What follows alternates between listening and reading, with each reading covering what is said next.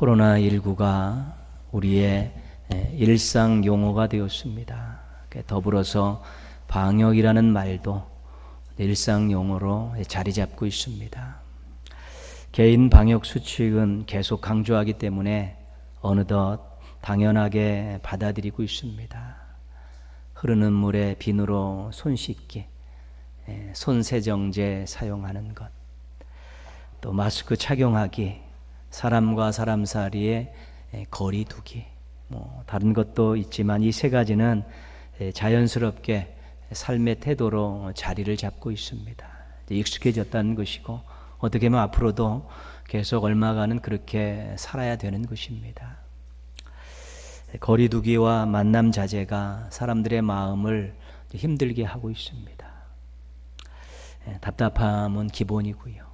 또 우울해지기도 하고 또 화가 치솟기도 하는 그런 마음들은 어쩔 수가 없습니다.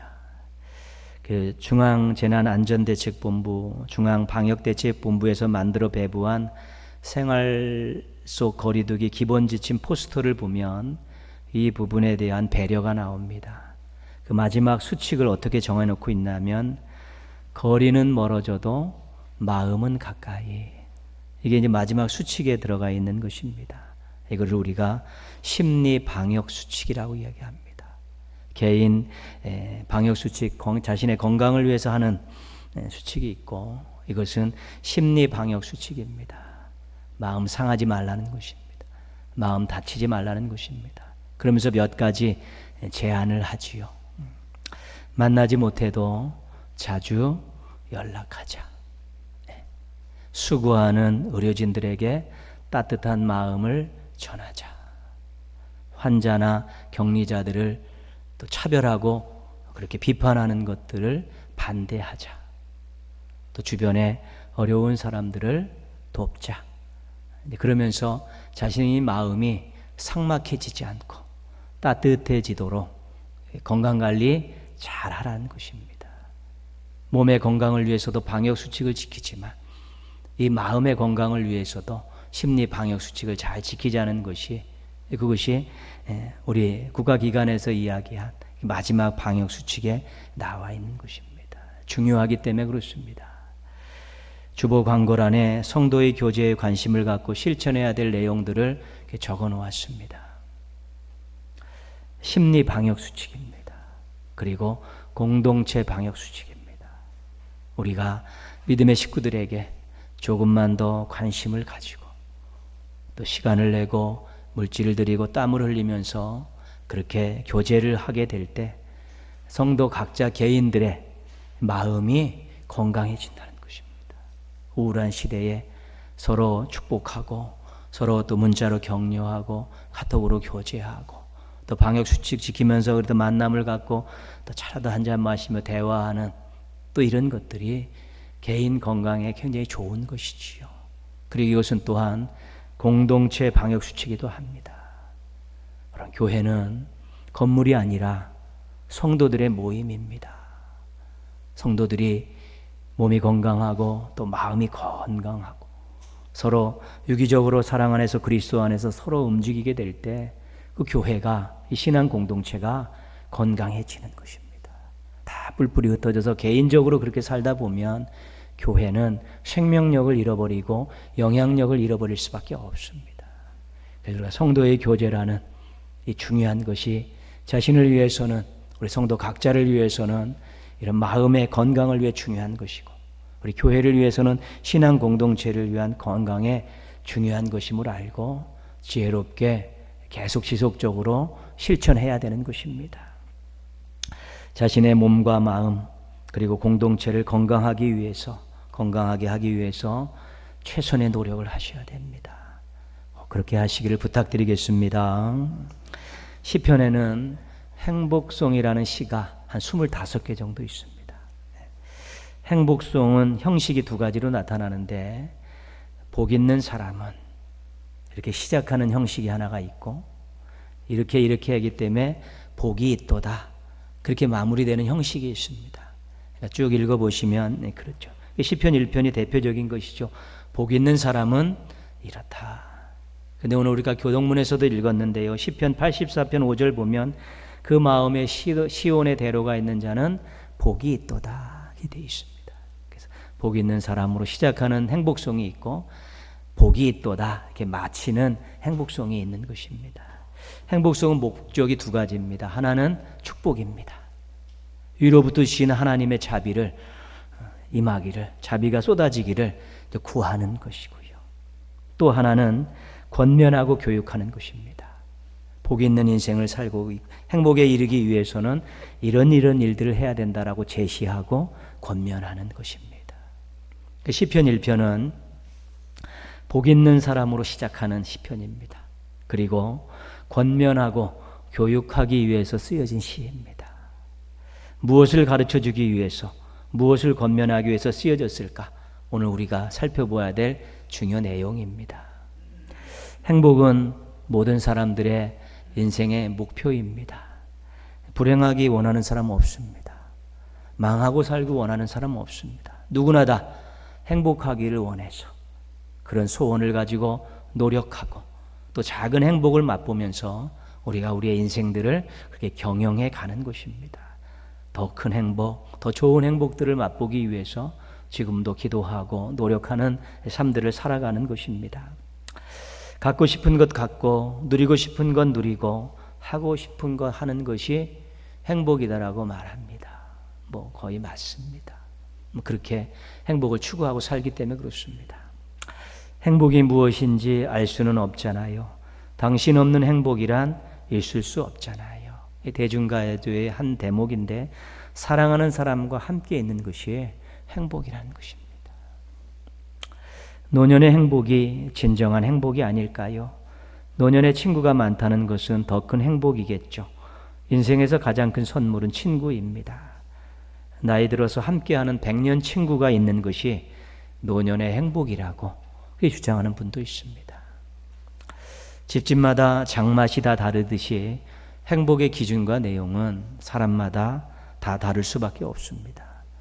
그러나 그들이 주장하는 행복의 조건과 내용들의 공통점이 한 가지가 있습니다.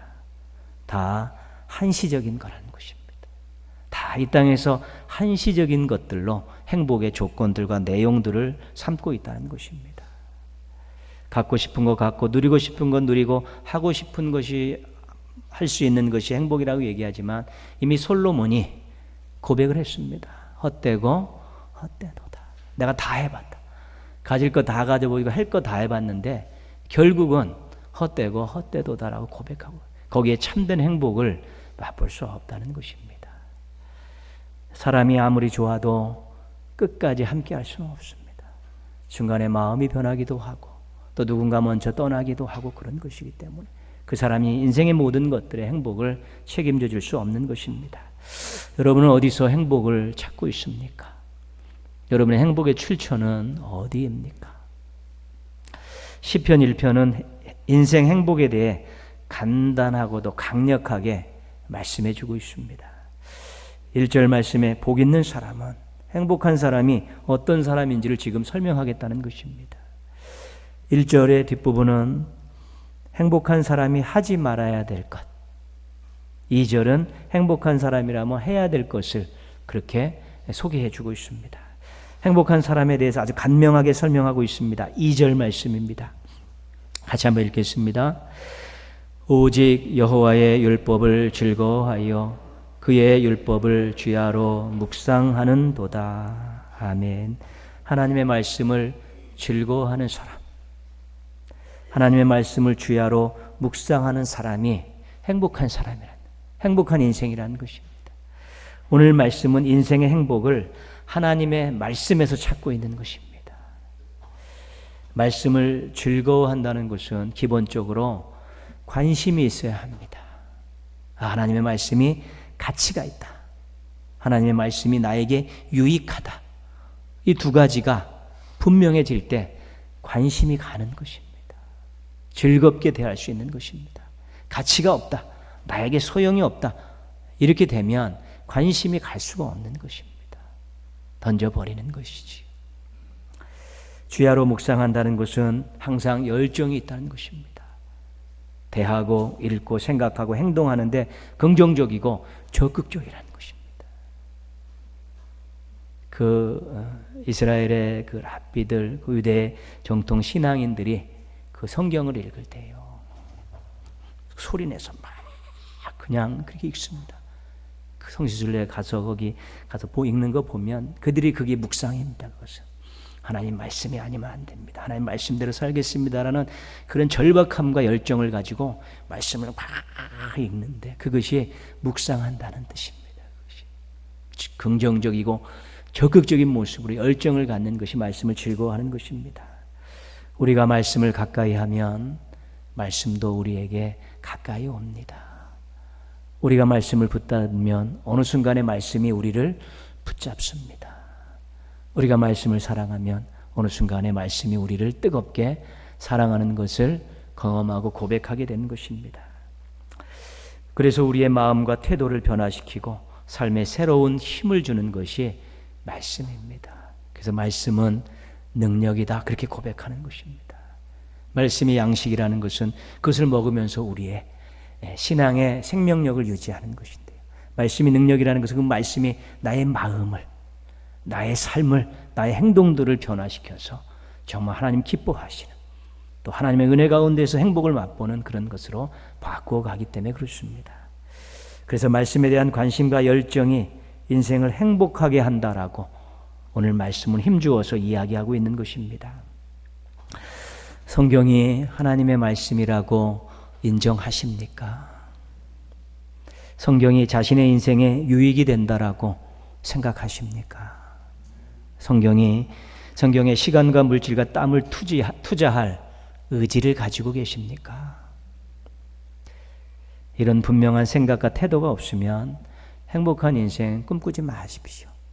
적어도 주님 안에서 행복한 인생이 살려면 그 하나님 말씀에 대한 그 가치, 유익, 그 다음에 거기에 투자할 그런 의지들이 분명해야만이 그 말씀이 능력이 돼서 우리들을 행복한 인생으로 이끌어가는 것입니다. 책에 불과하고 처세술을 가르쳐주는 것이고 교훈집을 묶어놓은 것이라고 생각할 정도라고 그렇게 생각한다면 거기서는 아무 능력도 경험할 수 없고 행복의 그 어느 한 톨이라도 경험할 수 없게 되는 것입니다. 행복한 인생에 대해서 3절은 이렇게 비유하고 있습니다. 그는 시냇가에 심은 나무가 철을 따라 열매를 맺으며 그 잎사귀가 마르지 아니함 같으니 그가 하는 모든 일이 다 형통하리로다. 여호와의 말씀을 즐거워하고 그 율법을 주야로 묵상하는 그 말씀 중심의 삶을 통해서 행복한 사람들은 어떤 사람이냐면 시냇가에 심은 나무와 같은 사람이라는 것이죠. 시냇가에 심은 나무는 최고의 환경 속에 있는 나무입니다.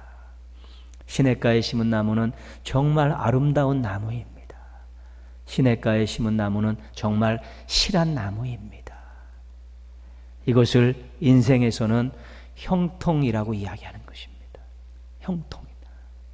오늘 말씀도 형통이라고 이야기합니다. 시냇가에 심은 나무, 행복한 인생을 한마디로 딱 정의하면 형통이라는 것입니다. 형통은 무슨 뜻입니까? 하나님 뜻대로 되어간다. 이것이 형통입니다. 요셉을 기억하십니까?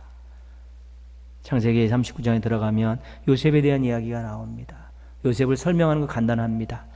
하나님이 요셉과 함께 하심으로 그가 형통한 자가 되어, 그렇게 고백합니다. 종살이 옥살이를 했지만 그가 정말 하나님이 함께 하셔서 하나님이 형통한 자가 될 때, 하나님의 뜻대로 되어질 때 환경이 바뀌고 사람이 바뀌고 신분이 바뀌고 자리가 바뀌는 정말 행복을 맛볼 수 있는 그런 인생으로 변화되는 것을 우리가 알 수 있습니다. 개인적으로 매일 일정한 시간을 투자하셔서 일정한 분량의 말씀들을 읽으셔야 합니다. 이것은 늘 드리는 말씀이지만 바빠서 피곤해서 이것조차 하지도 못할 수가 있는 것입니다. 하루 3끼 식사하시면 하루 한 끼 정도는 영의 양식을 먹을 준비를 하셔야 되는 것입니다. 큐티하시면서 하나님 말씀과 친근해지시고 하나님의 뜻을 알려고 노력하십시오. 예배 때 말씀 잘 듣고 가슴에 새기고 순종하려고 몸부림치면서 한 주간을 사십시오. 성경 공부 어성경에도 시작합니다. 시간 내서 참여해서 말씀의 깊이를 더하십시오. 우리가 소유를 통해서 행복을 조금 맛볼 수 있습니다. 사람들 때문에 행복을 조금 맛볼 수 있습니다. 자기가 하는 일에 성취감이 있을 때 행복을 조금 맛볼 수 있습니다. 그러나 우리의 진정한 행복은 말씀 속에 있는 것입니다. 하나님의 말씀으로 인생의 행복을 추구하는 자가 신앙인입니다. 하나님의 말씀 때문에 행복하다고 고백할 수 있는 사람들이 진짜 그리스도인들인 것입니다. 모쪼록 하나님의 말씀으로 인생의 행복을 추구하는 진지하고 우리 신실한 성도들 되시기를 주님의 이름으로 부탁드리겠습니다. 1절 말씀은 행복한 사람이 하지 말아야 될 것을 소개하고 있습니다. 악인들의 꾀를 따르지 말라. 죄인들의 길에 서지 말라. 오만한 자들의 자리에 앉지 말라. 말씀하고 있습니다. 여기서 악인들, 죄인들, 오만한 자들은 다 같은 사람들입니다. 이걸 강조하고 있는 똑같은 의미를 3번 이야기한다고 생각하면 됩니다. 그러나 조금 내용을 깊게 하는 것뿐이죠. 악인들, 죄인들, 오만한 자들은 일차적으로는 하나님을 인정하지 않는 사람들입니다. 불신자들입니다. 불신자들의 운명은 불을 보듯 뻔한 것이기 때문에 더 말할 것이 없습니다. 근데 성경은 믿는 자들을 위해 주신 말씀입니다. 신앙의 공동체를 위해 주신 말씀입니다. 그렇기 때문에 여기서 말하는 악인들, 죄인들, 오만한 자들을 조금 다르게 해석할 수 있어야 되는 것입니다. 여기서 말하는 사람들은 뭐냐면 하나님을 믿는다고 하는 사람들입니다. 그런데 하나님 없는 듯 삽니다. 어쩔 때는 하나님을 무시합니다. 어쩔 때는 심한 경우에는 하나님을 거스리고 거역하기도 하는 것입니다. 믿음을 갖고 믿음 안에서 하나님 섬기며 산다고 이야기하지만 삶 속에 가면 하나님 없는 시 사죠. 세상 사람들과 어울려 사는데 구분이 되지 않는다는 것입니다. 그리고 하나님 하신 말씀에 대해 하나님의 뜻에 대해서 무시하며 자기 뜻을 앞세우며 막 밀고 나가는 모습들이 많이 나타나기도 하고 어쩔 때는 하나님의 존재에 대해서 그 능력에 대해서 함부로 이야기하며 하나님의 뜻을 거스리는 그런 행동들도 보일 수 있다는 것입니다. 우리가 기억하고 경계해야 할 것이 있습니다. 하나님 없는 듯 살고 있지는 않은가? 하나님을 무시하는 말들을 하고 있지는 않은가? 하나님을 거역하는 행동들을 하고 있지 않은가? 이거 점검하지 않으면 자신도 모르게 하나님 없는 듯 삽니다. 자신도 모르게 불쑥불쑥 내뱉는 말들이 하나님을 무시하게 되고요. 어떤 이해관계에 얽힌 일들에 대해서 하나님을 거역하는 그런 일들을 저지르게 되는 것입니다. 그러나 여전히 나는 하나님을 믿는 사람입니다. 나는 하나님의 일꾼입니다. 이야기합니다. 그러나 착각일 수 있고 잘난 척일 수 있다는 것입니다. 진지하게 돌아보지 않으면 우리도 휩쓸려 가기 쉬운 것입니다. 눈치 볼 건 뭐 있어? 인생 즐기며 사는 거야. 조금 비겁하고 조금 양심 접으면 유익 많이 얻을 수 있어. 이런 악인들의 유혹에 솔깃할 수 있습니다. 마음을 빼앗길 수 있습니다. 신앙을 가지고 있어도 그렇습니다. 한 번만 해봐. 새로운 세계가 열려. 남들 다 하는 일인데 뭐가 무서워 주춤거리냐. 이런 죄인들의 손내밈에 덥석 잡을 수 있습니다. 믿음을 가지고 있어도 그럴 수 있습니다. 네 인생 네가 주인이야. 네 마음대로 해도 괜찮아. 말씀에서 하라고 하긴 하는데 죽어도 안 될 것 같아. 이런 오만한 자들의 내미는 팔을 어깨에 걸고 어깨 동무할 수 있습니다. 믿음을 있어도 그럴 수 있습니다. 이런 유혹들과 손내민과 어깨 동무의 모든 것이 다 바이러스입니다. 방역해야 합니다. 행복한 인생을 위해서 인생 방역을 해야 되는 것입니다. 우리가 우리 주변에 코로나19 바이러스가 있을 것 같아서 방역 수칙을 지키는 것 아닙니까? 근데 그것보다도 더 우리가 살고 있는 이 세상에는 우리를 유혹하는 달콤한 말들이 있고 우리에게 손 내미는 손들이 있고 어깨 동무하자고 오는 그런 팔들이 있는 것입니다. 그래서 조심해야 되는 것입니다. 거리두기 절대로 필요합니다. 그런 말을 하고 손을 내밀고 어깨를 감싸는 사람들을 멀리해야 하는 것입니다. 말도 섞지 않겠다는 강한 의지를 보일 수 있어야 되는 것입니다. 정에 이끌려서 마음 내주고 손 내밀고 어깨 내주지 말아야 되는 것입니다. 만나지 않겠다, 가지 않겠다라고 분명한 의지를 가지고 있지 않으면 그 유혹에 넘어가서 감염될 수 있다는 것입니다. 사귀어야 될 사람들, 또 만나야 될 사람들, 가야 될 장소들 정확하게 잘 구분을 할 수 있어야 되는 것입니다. 그놈의 정 때문에, 그놈의 친분 때문에 만나서지 않아야 될 사람들을, 가지 말아야 될 곳을 가서 정말 쓸데없는 소리 듣고 거기에 혹해서 마음 빼앗기면 감염된 것입니다. 인생 행복의 방역수칙을 어기면 감염되는 것입니다. 그러면 행복이 멀어질 수밖에 없습니다. 손 씻기 계속해야 합니다. 마음 한번 줄 수 있습니다. 손 한번 잡을 수 있습니다. 어깨 동무 한번 할 수 있습니다. 그러나 거기까지입니다. 소스라치게 놀라서 뒤로 주춤거리고 나와서 다시는 그러지 않겠다라고 하나님 앞에 회개 기도하며 철저하게 기도하면서 그 일에 반복적인 일들을 하지 않도록 손을 씻듯이 그렇게 회개해야 되는 것입니다. 반복되다 보면 습관이 됩니다. 습관이 되면 익숙해지는데 익숙한 단계까지 가면 빠져나오기가 너무 어렵습니다.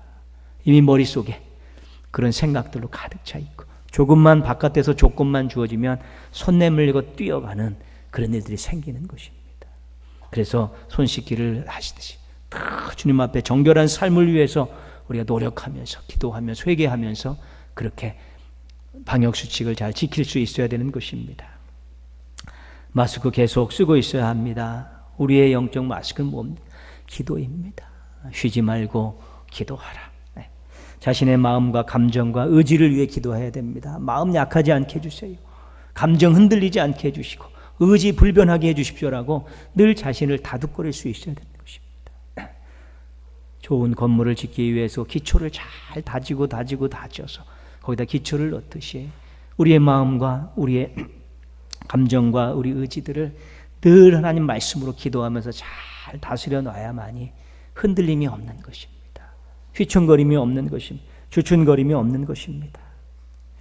우리 개인적으로 기도하시고 또 함께 모여서 우리 모이는 시간에 기도하면서 우리가 서로를 위해 기도해 주시며 자신을 위해 기도하면서 정말 쉬지 말고 기도하며 자신을 추스리고 성도들을 서로 돕는 가운데서 흔들리고 변함없는 모습들을 갖도록 그렇게 서로를 권면하고 서로 우뚝 서게 될 때 우리 행복한 인생을 살 수 있는 것입니다. 인생 방역 실패하면 불행할 수밖에 없습니다. 하나님의 관계가 멀어지거나 깨지면 당연한 것입니다. 그런 사람들을 4절에서는 바람에 나는 겨와 같도다 그렇게 말씀하고 있습니다. 행복한 인생은 물가에 심은 나무와 같고 불행한 인생은 바람에 나는 겨와 같다는 것이죠. 여러분 쌀 탈곡하고 남는 겨 아닙니까? 우리나라에서 기껏 써봤자 불 떼거나 벽엔잎에 넣고 그렇죠. 실은 이 겨라는 것은 그 성경의 배경으로 이야기하면 쭉정이 인생이라는 것입니다. 쓸모없는 인생이라는 것입니다. 망한 인생이라는 것입니다. 겨는 저주를 상징하기 때문에 그렇습니다. 이 쭉정이 아닙니까? 아무짝에 쓰고 하나님의 말씀 안에서 행복을 추구하고 인생 방역들을 잘 해가면서 하나님과의 관계가 돈독해질 때 바람에 나는 겨와 같은 인생이 아니라 물가에 심겨진 나무와 같은 인생이 될 수 있는 것입니다. 인생 방역을 잘해야 하나님의 말씀에 관심과 열정이 쏟을 수 있는 것입니다. 하나님 말씀에 관심과 열정이 솟아날 때 행복한 인생이 될 수 있는 것입니다. 하나님께서는 우리가 행복한 인생 살기를 원하십니다. 모든 부모님들이 자녀들이 행복한 인생 살길 원해서 기도해주고 또 땀 흘려 수고하며 애쓰면서 무신양면으로 지원해 주는 거 아니겠습니까? 우리 하나님도 아버지 되신 우리 하나님도 우리가 행복한 인생이 되기를 원하시는 것이지요. 그런데 우리 하나님께서는 강제적으로 하시지 않습니다. 우리 신앙의 특징입니다. 우리 하나님께서 우리 꼴밤 한 번 주면 전부 꼬꾸라질 수밖에 없습니다. 하나님 말씀 한마디 하면 우리 전부 다 납작 엎드릴 수밖에 없는 거 아니겠습니까? 그런데 행복한 인생이 됐으면 좋겠다. 방법을 제시해 줍니다. 내가 준 이 말씀을 참 즐거워하고 주야로 묵상하면서 그렇게 한번 살아봐라. 악인들의 죄를 따르지, 죄인들의 길을 걷지 말고 오만한 자리에 앉지 않으면서 인생 방역 잘하면서 네가 그것들을 이겨가면서 내가 제시한 이 행복의 모든 것들을 너희들이 신앙 안에서 다 가졌으면 좋겠다. 그런 마음입니다. 우리가 말씀을 읽고 또 기도하고 나름대로 신앙 안에서 사는 것들이 절대로 타의에 의해서 안 되는 것입니다. 신앙은 자원함이 상실되고 자발성이 상실되는 그 순간부터 퇴보하기 시작하는 것입니다. 눈치 보기 시작하고 또 무언가 대가를 바라고 시작하기 때문에 더 이상은 성장이 없습니다. 하나님께서 나의 행복을 위해서 말씀을 주셨구나, 선물. 하나님께서 나의 행복을 위해서 기도라는 특권을 주셨구나. 즐겁게 말씀, 즐겁게 기도하면서 그렇게 나아가게 될 때 하나님과의 관계가 돈독해지면서 그 하나님의 은혜 가운데서 행복한 인생을 살면서 그것이 하나님께 영광 돌리는 하나님의 자녀들의 참된 인생이 될 수 있는 것입니다. 하나님의 말씀과 기도로 거룩하여진다고 말씀하고 있습니다. 하나님의 말씀과 기도가 우리에게 면역력을 주는 것 아니겠습니까? 거기에 우리가 방역수칙을 좀 잘 의지를 가지고 지키면 우리 하나님 아버지께서 원하시는 행복한 하나님의 자녀들로 살아갈 수 있게 되는 것입니다. 다시 한번 여러분의 신앙을 잘 점검하시면서 자원하는 또 자발적인 그런 신앙을 가지고 말씀에 집중하시고 또 기도에 집중하셔서 여러분이 인생의 많은 유혹들 앞에서 정말 방역을 철저히 하는 건강한 신앙인들 되시고 거기다 말씀 꽉 붙들 가운데서 지금보다도 훨씬 더 행복하고 앞으로도 더 행복을 맛보고 살아가는 우리 하나님의 자녀들 되시기를 주님의 이름으로 축원합니다. 기도하겠습니다.